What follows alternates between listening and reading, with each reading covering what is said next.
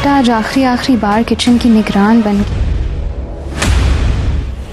आज सरदार नहीं रहेगा और सरदार के बाद तुम भी नहीं रहोगे। हम पे हुक्म चला दो। मैं आपको कभी अपनी ताई नहीं समझा, क्योंकि आप तो मुझे मेरी माँ जैसी लगती हैं।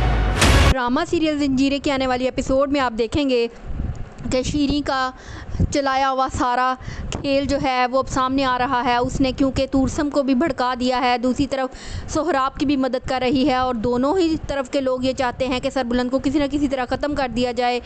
एक तरफ से तूरसम के बंदे पहुंच जाते हैं सरबुलंद को ख़त्म करने के लिए। सोहराब इस दफ़ा पीछे बैठकर तमाशा देख रहा है।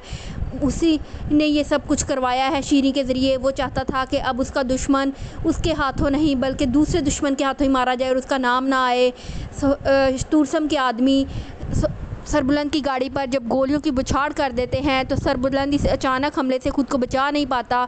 उसके कंधे में एक गोली लग जाती है, लेकिन उतनी देर में उसके सारे गार्ड उसको घेरे में ले लेते हैं और जल्दी से उसको बचाकर किसी न किसी तरह से हॉस्पिटल की तरफ रवाना करते हैं और गोलियों की बौछार करते हैं, जिसकी वजह से तूरसम के बंदे भी वहीं पर हलाक हो जाते हैं। जब सोहराब को ये खबर मिलती है तो उससे बर्दाश्त नहीं होता कि आज फिर वो एक मरतबा नाकाम हो गया है, क्योंकि उसने तो चाहा था कि सरबुलंद का ख़ात्मा हो जाएगा और सरदारी उसको मिल जाएगी।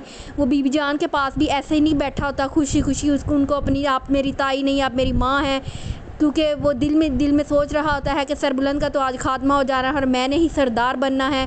लेकिन उसकी उम्मीदों पर पानी फिर जाता है जब उसे पता लगता है कि सरबुलंद बच निकला है।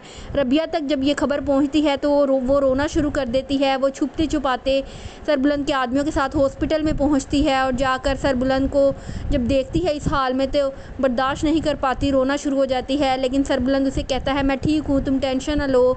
उसके कंधे में गोली लगी होती है लेकिन उसकी हालत अब ख़तरे से बाहर होती है।